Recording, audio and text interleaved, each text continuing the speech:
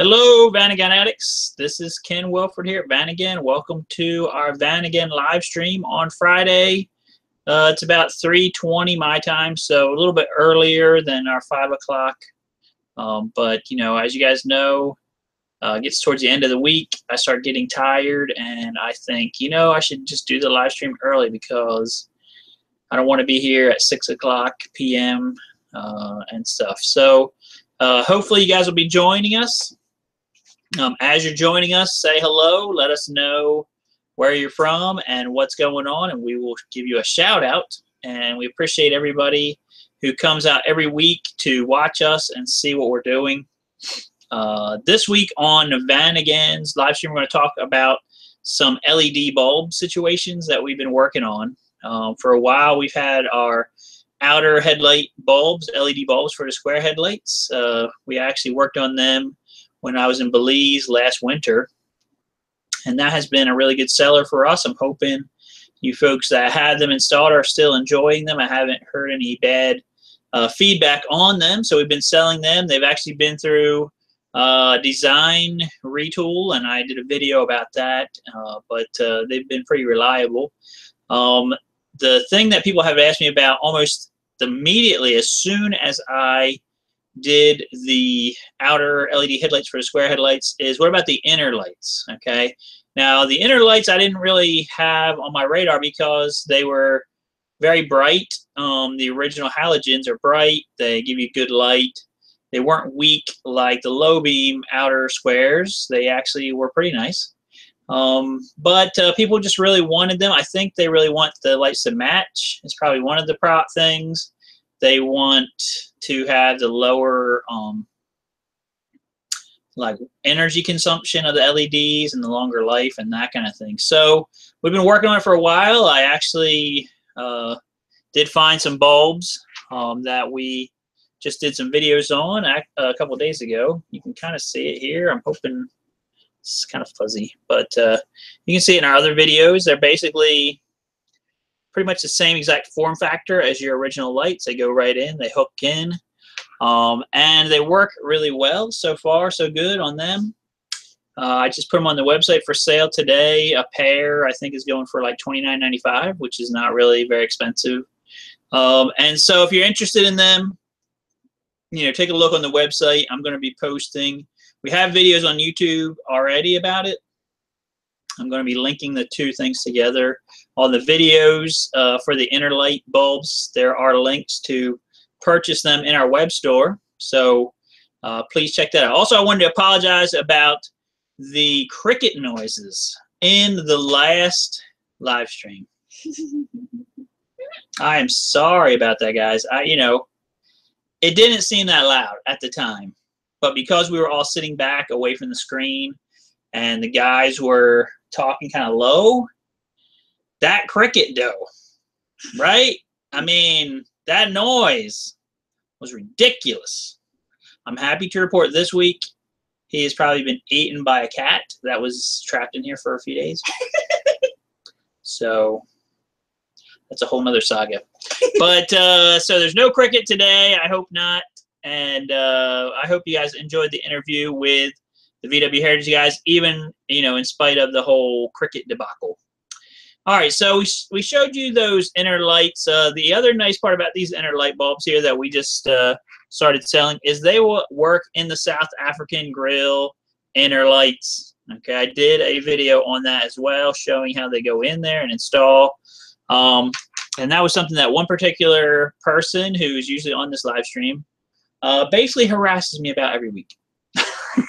In a nice way. You know, it's a nicer. It's kind of like your mom says, you know, pick up your underpants off the bedroom floor. That's kind of like, you know, she means well. She wants you to be clean and stuff like that. And my mom would put stuff on the stairs. You know, we lived up on the top floor of the house. She would put the stuff on the stairs that she wanted you to take upstairs. That was like her hint to take it up the stairs. Unfortunately, it had the bad side effect of, you know, trying to murder you while you're going up and down stairs and kill you. But, you know, her heart was in the right place. So anyway, we don't want to get off on too much tangents. So we see our inner lights. We have LEDs for them. We have LEDs for our outer squares. We also have the 7-inch round if you have the round outer headlight on your South African grill or your regular Vanagon. And so we've kind of got all the headlight bases covered at this point. I'm going to be moving into new territory, okay? For me, uncharted territory, virgin territory, but we're going to head that way. Now, you all know on your instrument clusters, if you have ever had the misfortune to have to mess with them, they have these little bulbs on the back. I have a cluster here I can kind of look at real quick.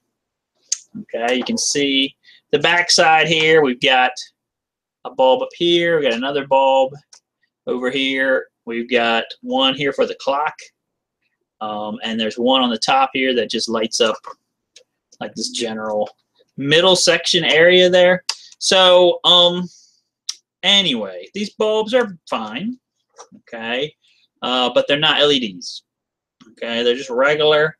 They wear out, and they're kind of yellowish and dimish looking over time, and maybe you want something brighter or better, okay? So for a while there, these are actually like a lower watt. I think they're like maybe a 2 watt. You could buy a 4 watt, okay? They usually had a white base like this is showing. And those ones sound like a good idea, except for the fact that now you're running more power through, you know, this blue, I don't know what it is. It's cheesier plastic than your coffee cup at Wawa. So you're running extra power through that, and people will call me and say, you know, my lights went out. And a lot of times because one of these plastic circuitry tracks just melted or burned. So higher wattage bulbs in your instrument cluster is bad news bears, but we have a solution, of course. Okay, so this is your original black base stock bulb. This is, if you can see it, this is an LED bulb. Okay, it basically fits in the exact same way. I've actually got one installed here already. Now, whoever invented these bulbs and how they install, I hate them forever. Okay, I'm just throwing it out there. If you're that person, come over here and allow me to smack you with a baseball bat, because that's where we're at. Okay, these things go in really ridiculously hard, and you have to be nice to them because you don't want to crush it or break it, and it's going into 30-year-old plastic that's all going to crumble and break at some point. It's very, very hard to put these in. You got to turn it, and you always turn it to the point where you feel like it's going to break, and then it just barely goes in. And then when you go to take it out, same thing. It's like, you know, you're just like giving it everything, and there's no leverage too. There's no place to like get your hand in here and get your fingers. It's like you have to have like super fingertip strength. Okay, so I usually use a pair of some kind of grips. Usually like needle nose pliers or something, just to give like a little quarter turn, then it kind of starts loosening up.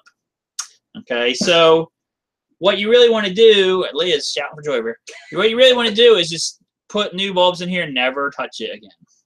Okay, so LEDs, you can do them. They're going to unload your circuitry. They're going to basically last forever after that, most likely, and you're never going to have to mess with it again. Now, there's also another thing, colors. Okay, colors. Okay, never mind. Oh my gosh. Yeah, no, but you can, you know, I hope that doesn't get taken off because it's so close to the original. But you can change the color.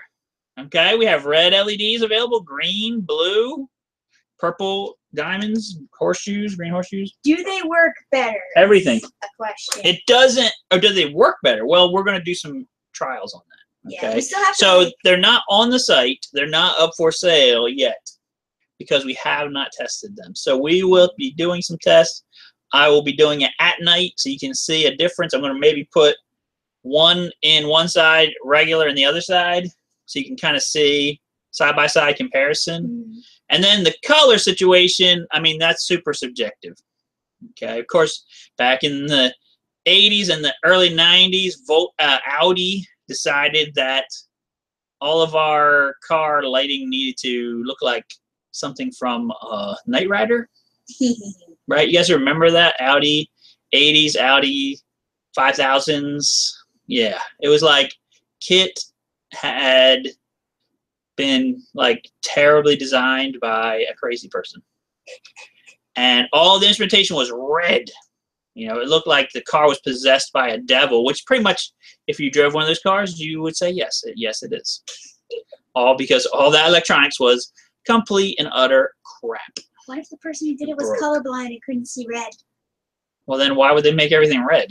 Because it looked gray. Because they had no clue that it was red? I don't know. Okay, if that's the case, then they are excused.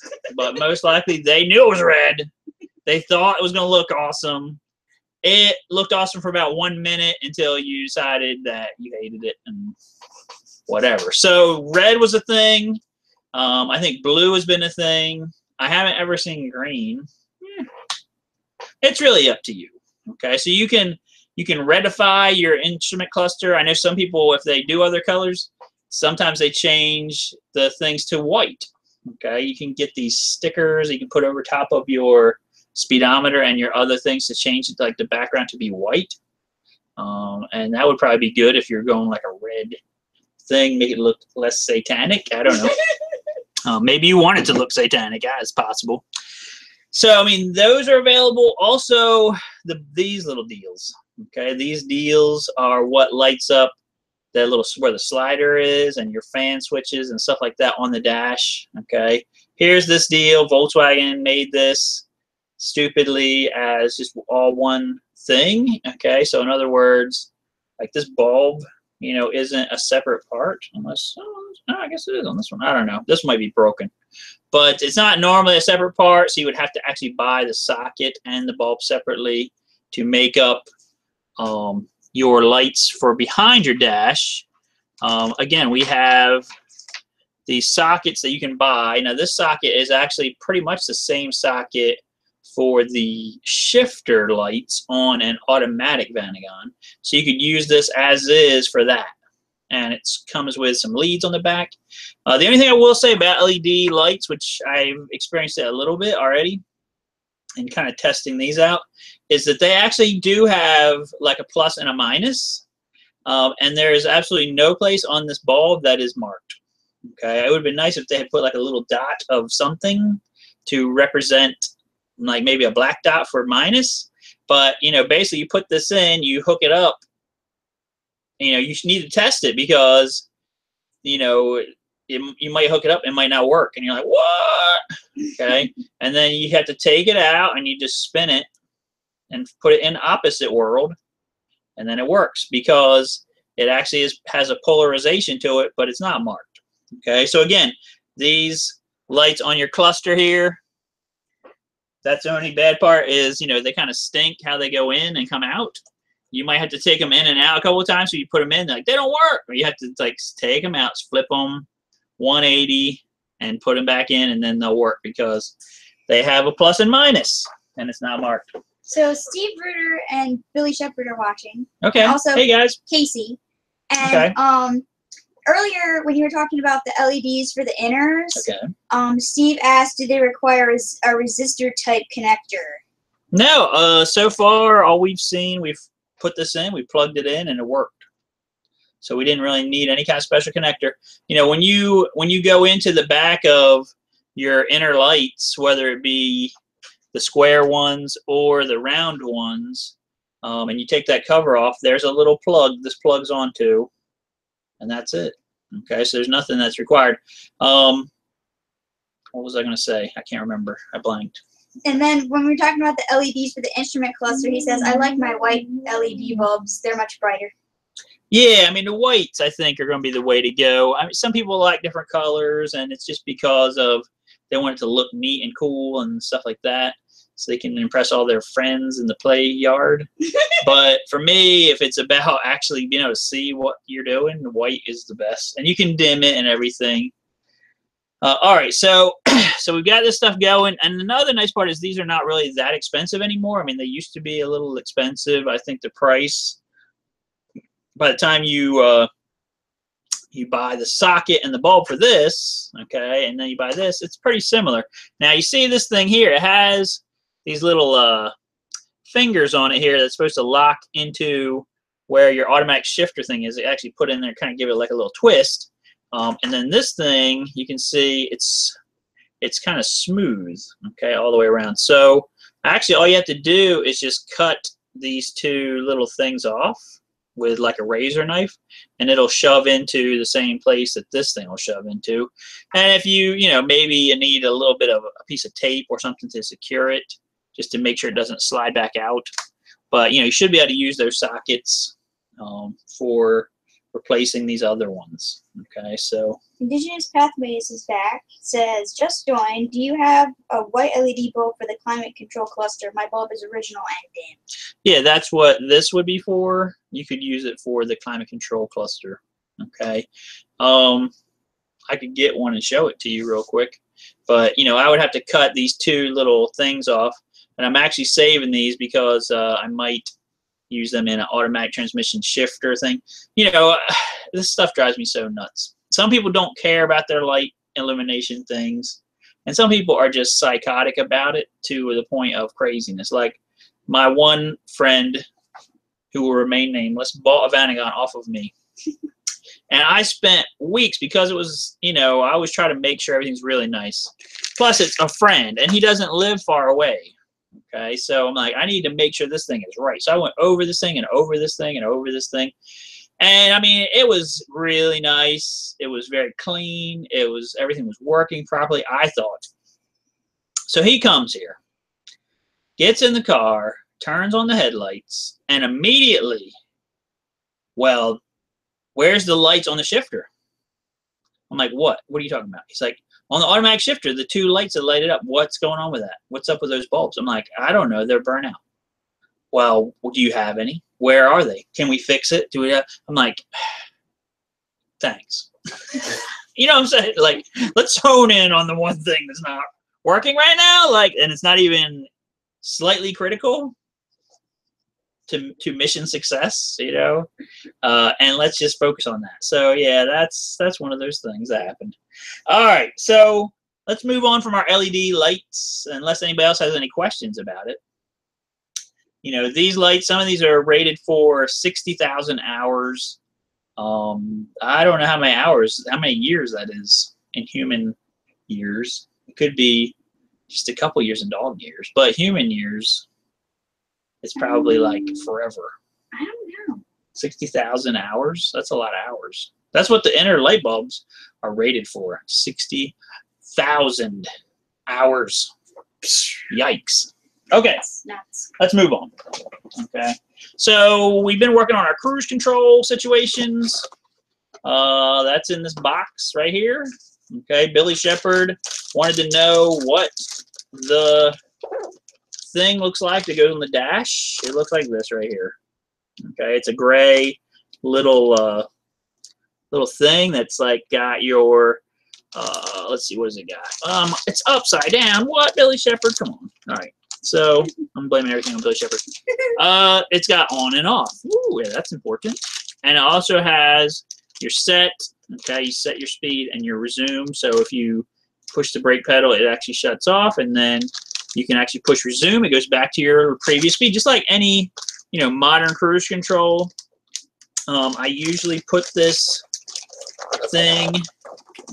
Let me show you where I put it, since I just happen to have this cluster right here. Okay, so here's the cluster.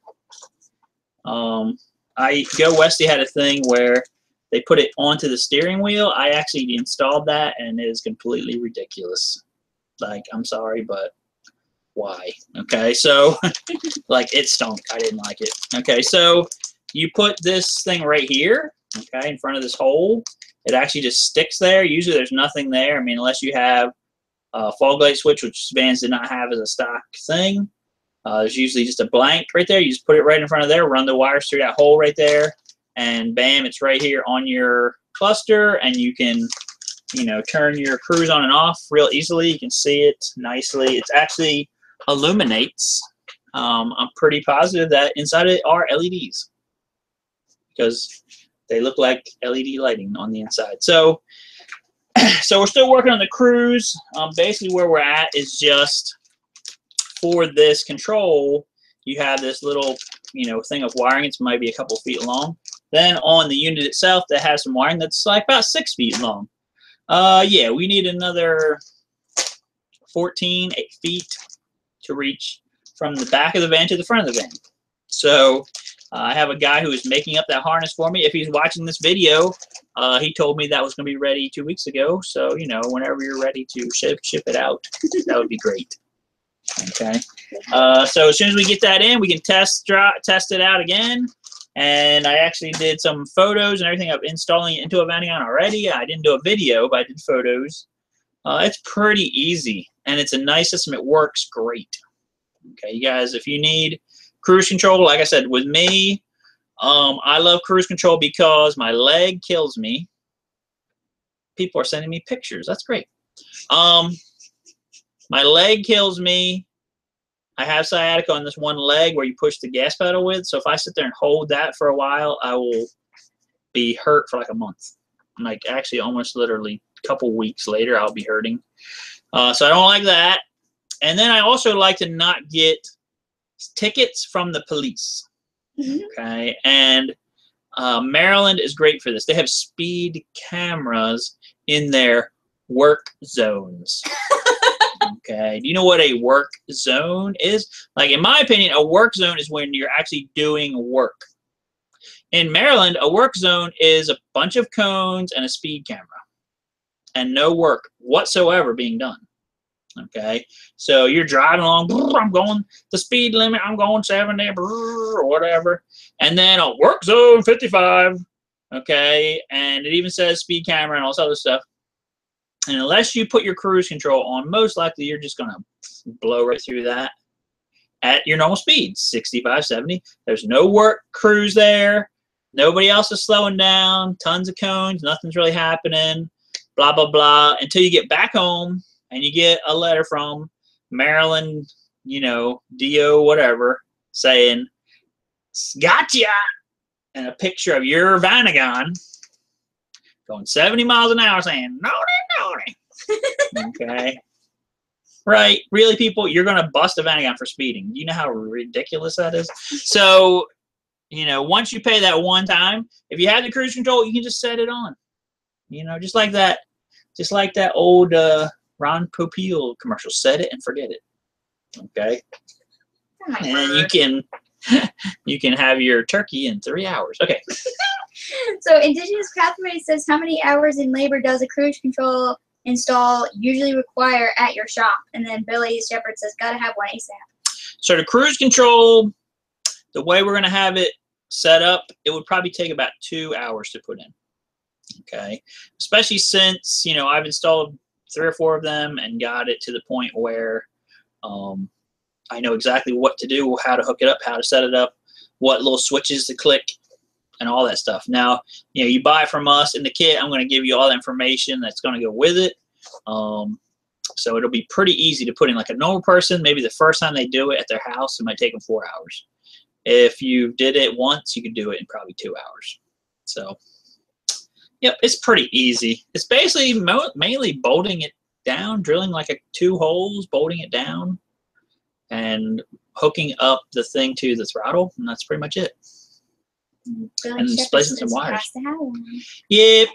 I understand. Billy, he's a special person. We love him a lot here.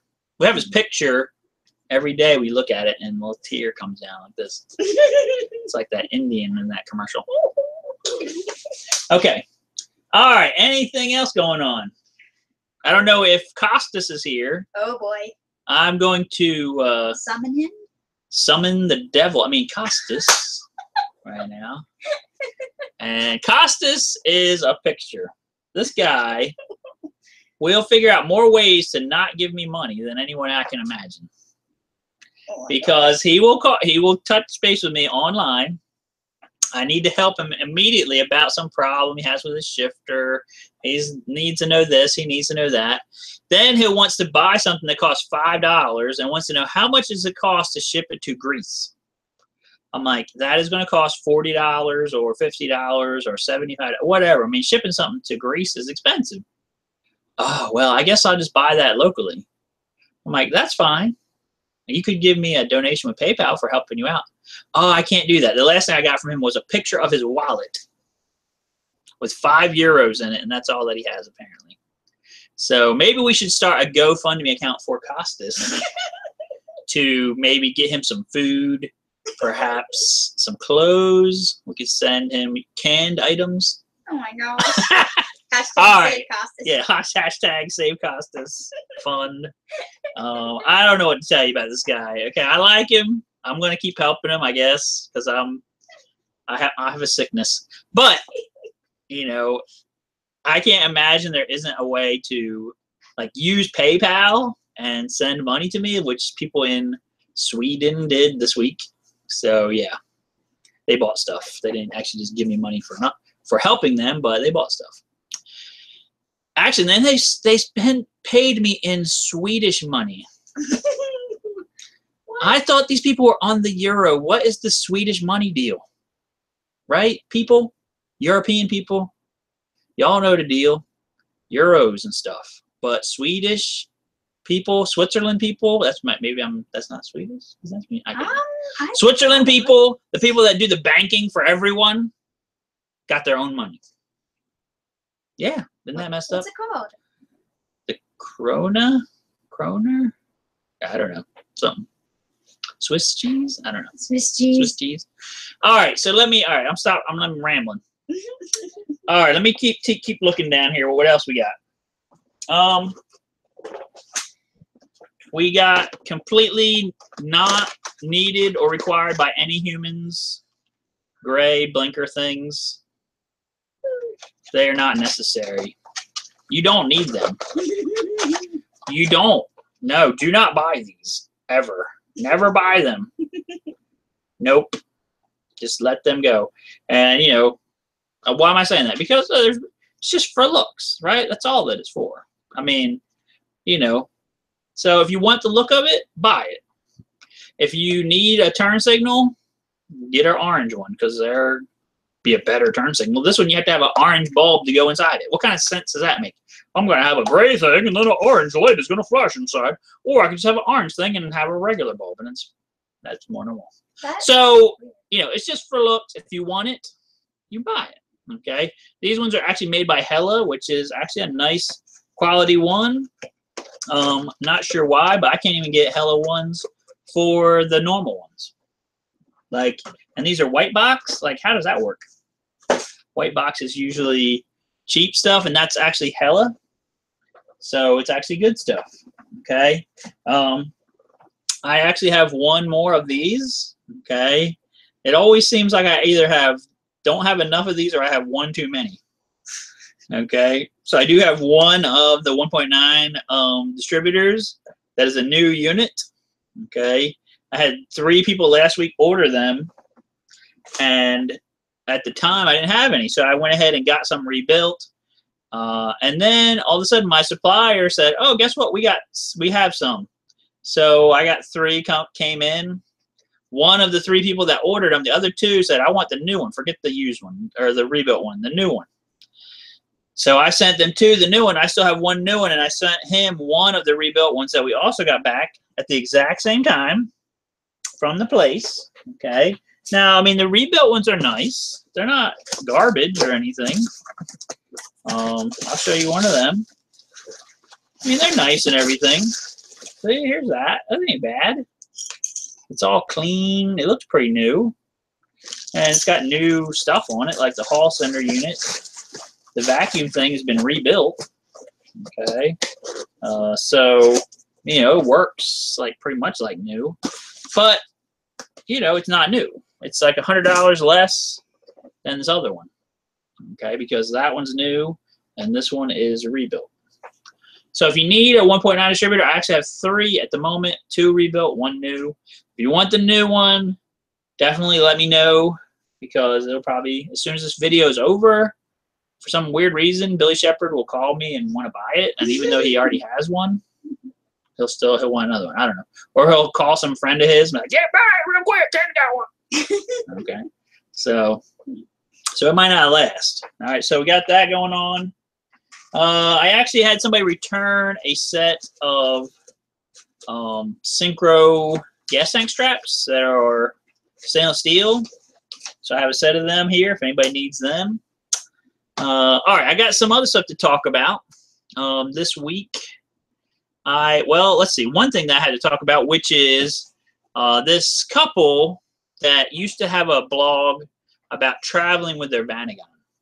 Okay, and they do that van life, hashtag van life thing.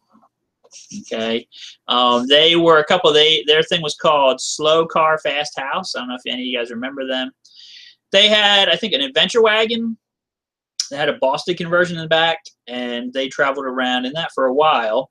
Then just recently, they went to the dark side. They bought a Ford pickup truck with some kind of a cab thing in the back. And, you know, mostly because of they wanted a bathroom. How dare they? How dare you? Okay. Probably because they're traveling in Mexico a lot and, you know, bathrooms and stuff. The less said, the better. Okay. So, of course, some of the gas station bathrooms. So, in the U.S., I'm talking about.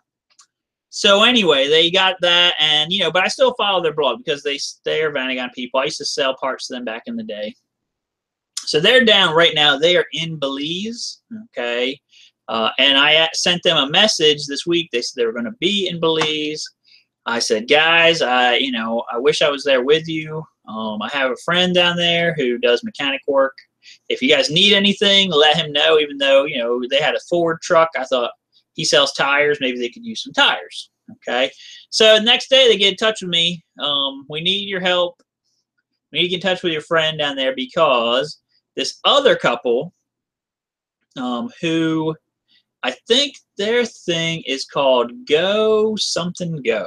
I can't. It's a lady's name. Go Ella Go or something like that. And they have a bus. They have like a late model bus, 79 Westie.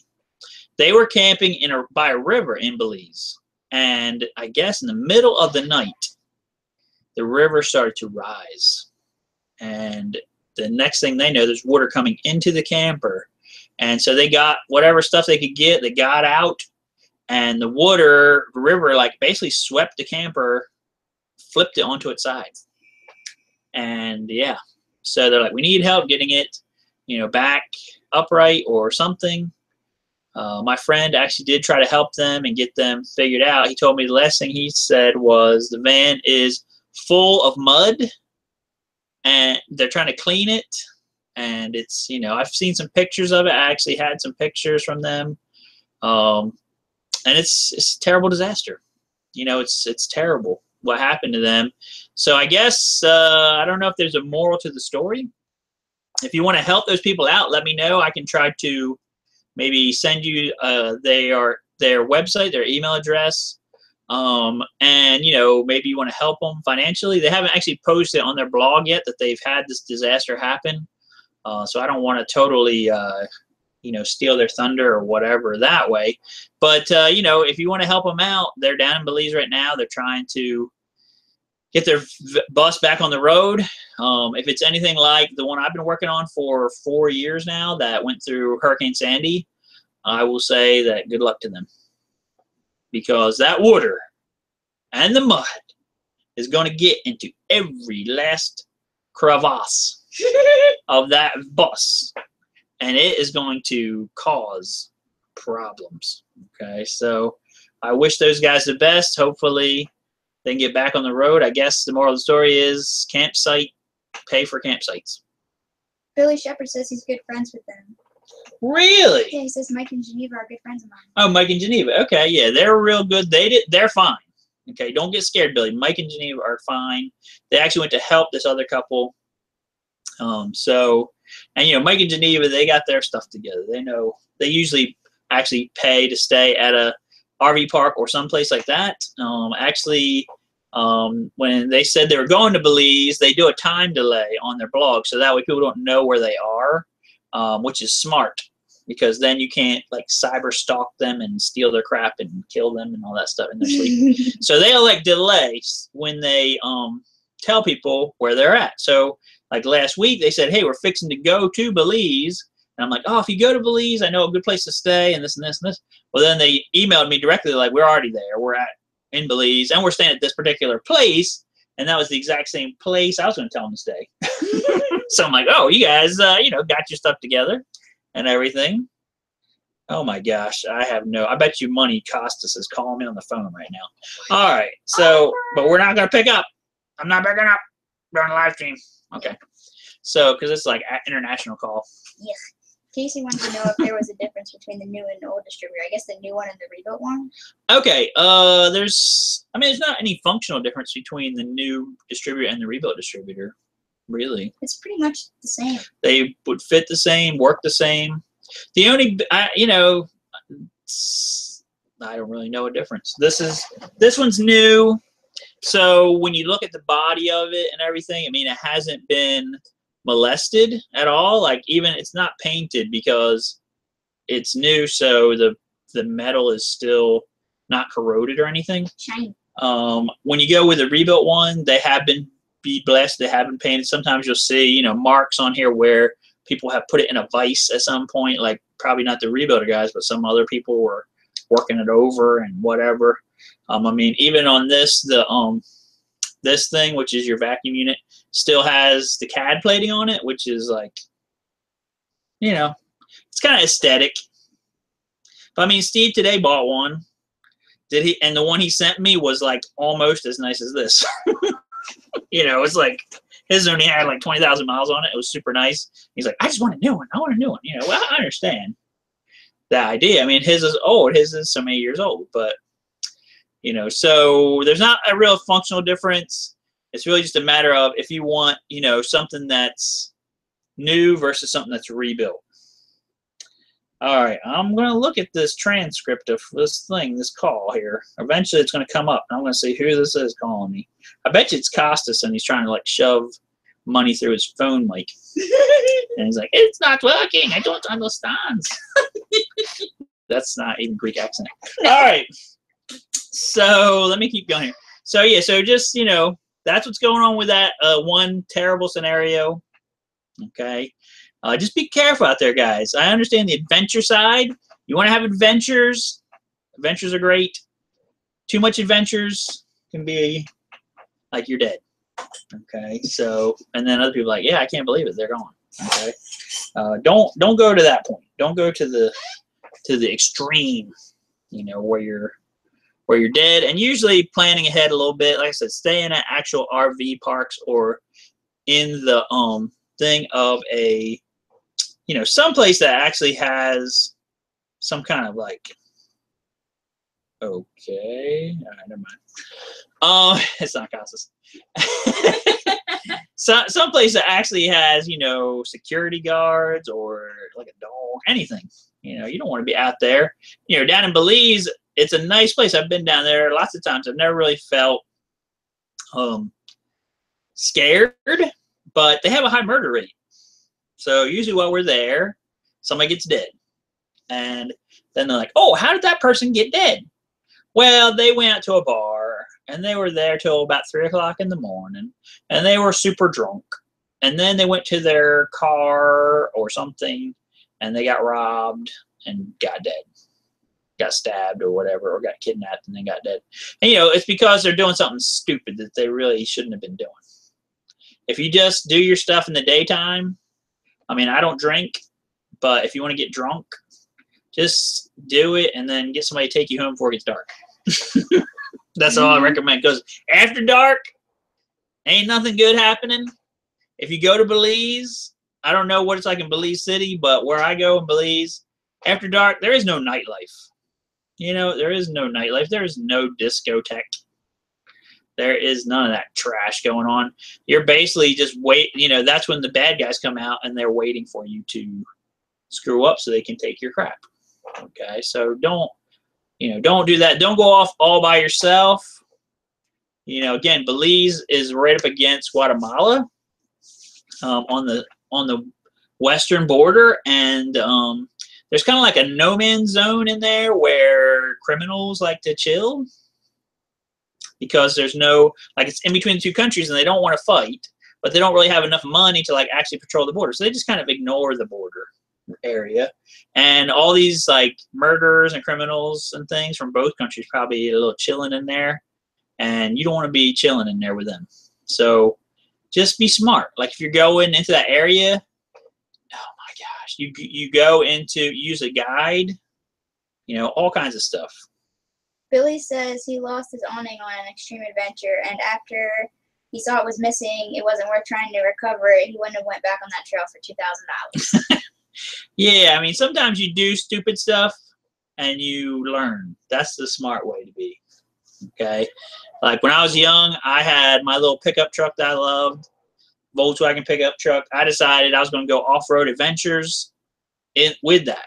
And that lasted a couple of days. The first time I did it, everything went fine. The second time I did it, I went into a mud puddle. Now, this is a Rabbit pickup truck. It has like this much ground clearance. Off-road adventures with that was completely stupid. I was probably 17 years old, so I was dumb. And I went down this mud, water, hit like a rock or something in the bottom of it, and the thing just stalled. And I'm like, oh no. So thankfully, the tailpipe and everything was up, and the engine was still above water. Started up, backed it out of there. Guess what? No more off-road adventures. I mean, if you saw this truck, you'd be like, why are you going off-road adventure? This car was nice. I mean, this thing had a nice paint job. It was all original. I mean, taking it in the woods and scratching it all up, that's for like a piece of junk Jeep that you don't care about, not your nice Volkswagen truck. All right, so I do have a couple other things. Let me go to screen share mode. Woo, infinity! Yep, infinity. Have you thought of infinity? Okay. So we're going to go into screen share mode, and this stupid thing happened. All right, I see how it works. I see how it works, the telegraph. Can you click close at the bottom of the corner? Oh my gosh, who cares about them? Everybody's, what in the love of heaven? All right, people are sending me messages. I don't even know who that is. Wrong number. Okay. All right, so we've got, yeah, I've got it. I have no clue this. All right, so have you guys heard of the Volkswagen California XXL? Okay. This is a van that Volkswagen has been kind of parading around for a little while. This was published in August 29th, 2017. It is not the ID Buzz concept that we've been talking about. This is a totally different van. It actually is based on, I think, a van that is out right now. So it's not super far-fetched. Okay. It is considered a concept because I guess it's not being built at the moment. But it's pretty sweet. Okay, it has a full-time high top. It has a nicely big bed back here. I think it's probably like a queen size. It's got a bathroom right here with a shower. Yep. So slow car fast house guys, pay attention to that because it's a Volkswagen and it actually does have a bathroom. It has a little sink and stovey poo over here. The big thing with the stovey poo is that the little stovey poo eyes retract into the stove. I'm not really sure why that is, but it looks cool. Of course, you have a table. You have some seats and things and stuff. And then there's even another little Betty Poo thing up in the top. And the other cool part about it is that if you're up in the toppy poo, it's got a big sunroof. See this humongous sunroof? It basically covers the entire top of the car. Now, that sounds great. I mean, I'm kind of into it. I'm kind of down with it. If you're sleeping on the bed, you're looking up at the stars, blah, blah, blah. I mean, that's all great, okay?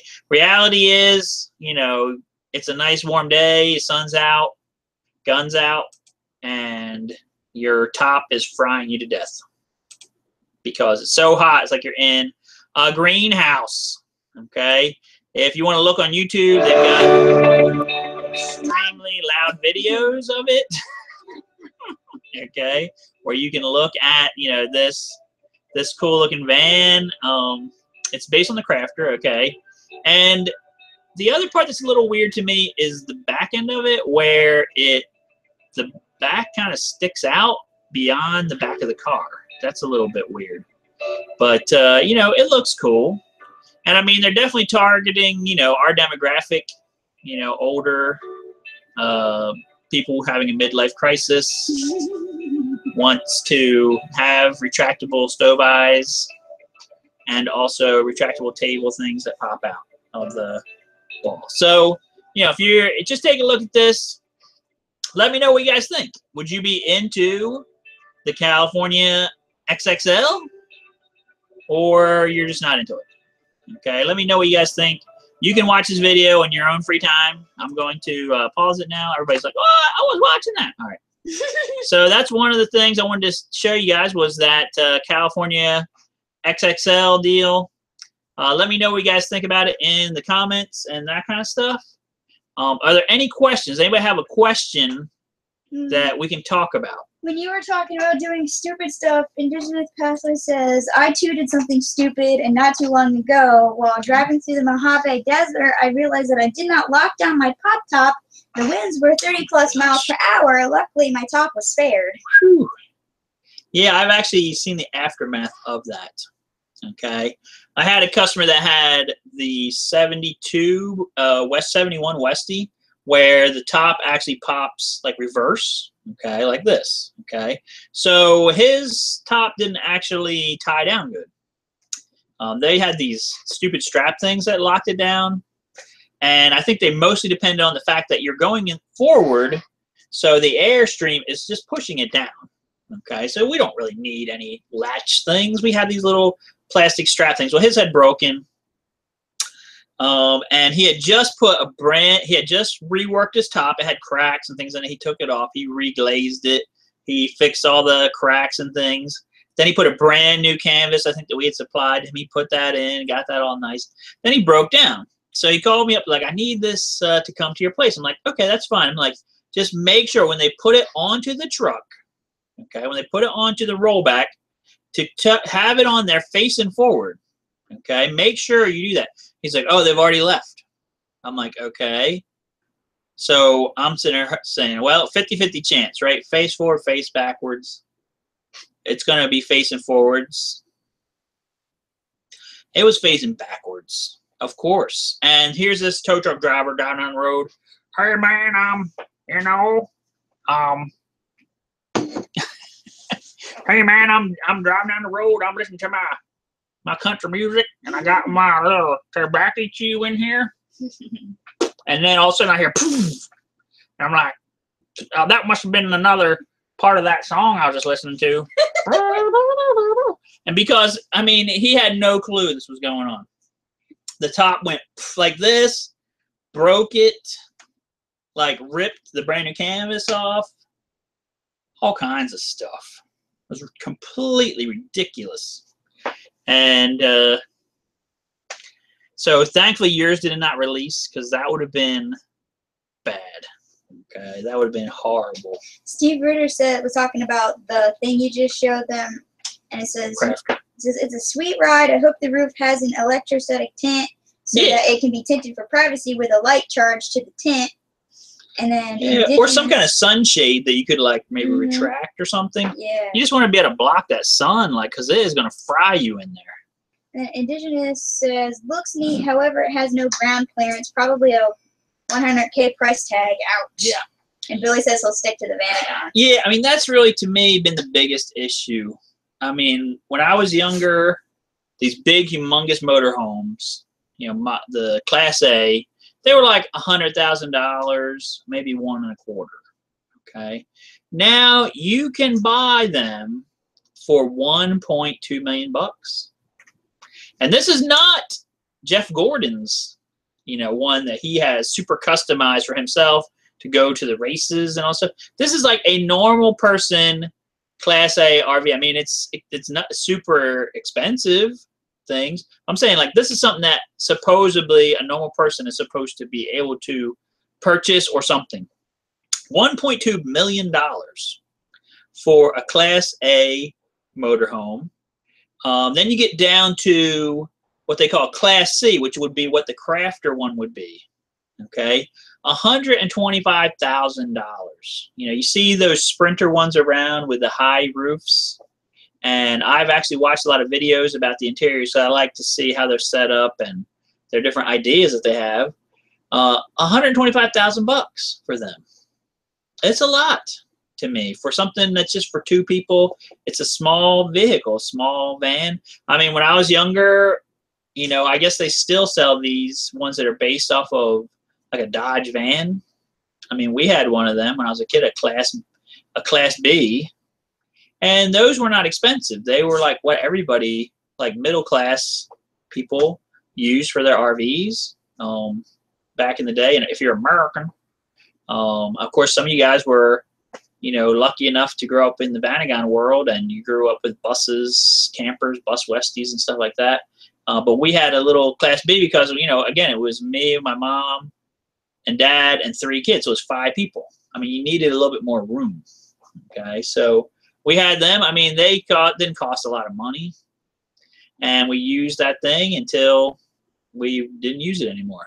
Okay, so you know, it was more affordable. I mean, now it's like almost RVing has turned into this crazy thing where you have to like basically spend almost the price of your home to go on an RV, and it's crazy. I can't imagine spending $125,000 on an RV, and then like you're saying, you go into a spot and you scratch it, right? Yeah, I did that with my RV. I only paid $12,000 for mine, and I was still upset.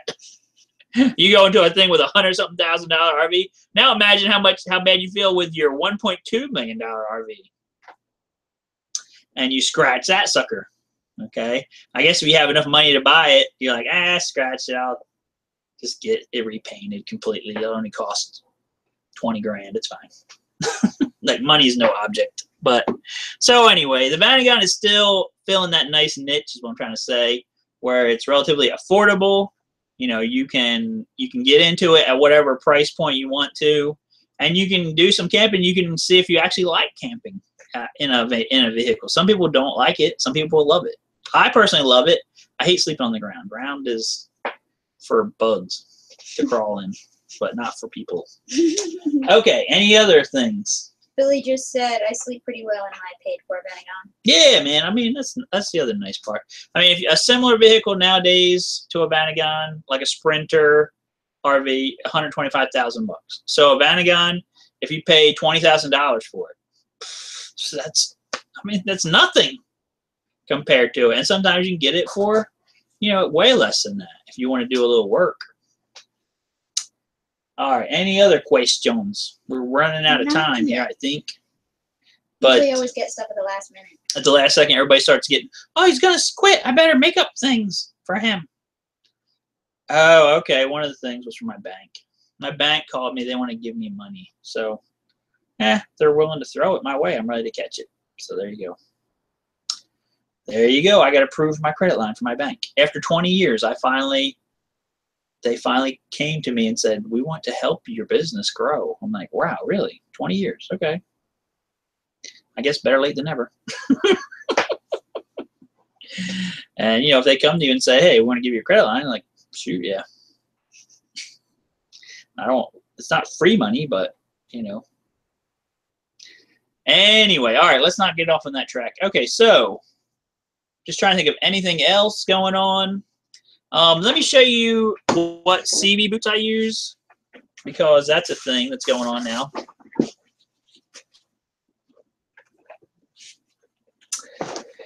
So there's kind of like a big thing going on the Samba about CV boots. Right now, the ones I'm recommending are these GKN Lebro. These are actually the original manufacturer for your van. And I haven't had any problems with them. You can see they're not expensive either. They're about, for a boot kit, I think it's $16 per boot. And there's, you know, 4 back there, but it's not going to break the bank. The problem was that a few years ago, you know, all you get were, like, these are considered aftermarket, even though this is the original manufacturer. There were other aftermarket manufacturers like Melee, Rien, I don't know that's how you say it, Rien, and a bunch of other ones that were trying to, you know, come into the space of the CV boot. The problem was that they didn't hold up. So you would have a couple of years and then it would start cracking up. I put a set onto this bus that was here. Actually, it happened to me twice. I put a set onto a Vanagon that sat here for 3 months while we did a bunch of other work, engine work. We did that first. And by the time it was getting ready to leave here, 3 months, the brand new boots had all cracked completely and had broken free of the thing in the middle, and they looked like they were 20 years old. Okay, so I contacted the supplier. I said, this happened. Okay, we'll send you some more. But it's not about the boots. I mean, $16, right? That's not a lot of money. It's the time. You have to take the axle out. You have to take it all apart. Then I had some Melee ones, and they lasted for about a year. That was on this van bus that's been here for a long time. And we did that along with everything else. And now the van's finally almost done. We're trying to get it out of here. And I'm looking at the boots. They're all cracked up. They all fell apart. You know. So the ones so far that I've had the best luck with are the low bros. That's the ones that we sell. That's what I would recommend on that. Okay. Again, it's part of, you know, having a Vanagon is part of having a relationship with your parts supplier so that they know what they're selling you is actually good. Okay. And if they find out something's bad, they learn from that and don't buy it again. They don't continue to supply that to you, and that kind of thing. And so that's what we do all the time. I mean, I'm not saying everything we sell is perfect, but a lot of times if somebody has a problem and they come back to us, you know, in a reasonable amount of time, like a year or something, some of our stuff has 2-year warranties. We will replace it. Okay, and then we learn from that situation. Sometimes I install a lot of this stuff myself, and if I go to install it and it's like garbage, I don't sell it to people. I have stuff sitting here that's been sitting here for a long time because I bought it and then saw how bad it was, and I'm like, you know what? I'm not selling it to anybody. I might give it away if somebody would take it, but that's about it. So, but it's all part of having this relationship. Now, you know, if you're going to buy stuff online from eBay and people that you don't know, it's just, you know, you're just taking your chances on that. So, you know, there you go. All right. Anything else? Nothing else. All right, guys. So I guess that's it for today, guys. I don't really have anything else to say. Please like us, like the video, subscribe. Make sure you put the notification thing on so when we go live stream, you can, boom, you get a notification and you can just join us if you're not busy. If you're watching this on the next day or the next week and you want to donate to us, we have a link in our description for PayPal. You can donate that way. If you're Costas, you want to tie some money to a pigeon and then shoot it out of an air cannon, and hopefully it'll make it. I don't know if it probably won't. You'll probably die from the shot. You know, yeah, probably like shoot out of the air cannon and just splatter everywhere. But, you know, if you want to help us without PayPal, we actually had a person this week that gave us like a $6 donation in PayPal. You know, anything like that's appreciated. So, and, you know, you guys that donate all the time, we also have a Patreon page. So far, no one has signed up for that. Okay. But I'm going to plug it every week until somebody signs up for it. This week, one person called me. They said, I heard about the Patreon page. I'm going to do it. I'm going to sign up for it. I'm like, listen, if you sign up for it, you're going to be the first person. I said, you will be famous because I will mention you in every video after that. And he said, oh, I'm definitely doing it. I'm going to do it. I'm going to do it. I don't think he's did it. I haven't looked today. Okay. So Patreon, that's a way to help us. You know, I want to use the Patreon money to get a new camera, get a new microphone, exterminate all crickets out of my building. And cats. Not the out of the world. And cats. Maybe, you know, do that whole cricket cat. And then just keep adding more things to it like Australia did, I think, or something. More carnivores. Wow. So, you know, we just want to do more for you guys. If we have the Patreon money where we're getting X amount of dollars every month for videos, then it helps us be able to do stuff like that. So, but again, it's up to you guys. This is a democracy. Okay, I'm the king. This is the other viceroy. But we have, it's more like a, you know, a semi-autocratic democracy where you guys also have a say. Okay, so if you say, hey, I want you to do more videos, if you do Patreon, that's going to let us do more videos. If you send PayPal money, that's going to let us do more videos. Okay, if you say, I don't want no more videos, stop, don't do videos, I hate them forever, then I guess we'll just keep doing them anyway. So. Okay, that's it, guys. Hope you guys have a great weekend. from the Viceroy and myself, have a great weekend. Do not wind up in a river sideways. That's terrible. And our thoughts and prayers are with those folks down there in Belize right now for hopefully they will get back on the road soon. All right, guys, have a great weekend and get more smiles per gallon with your Vanagon. Bye. And I clicked the button. But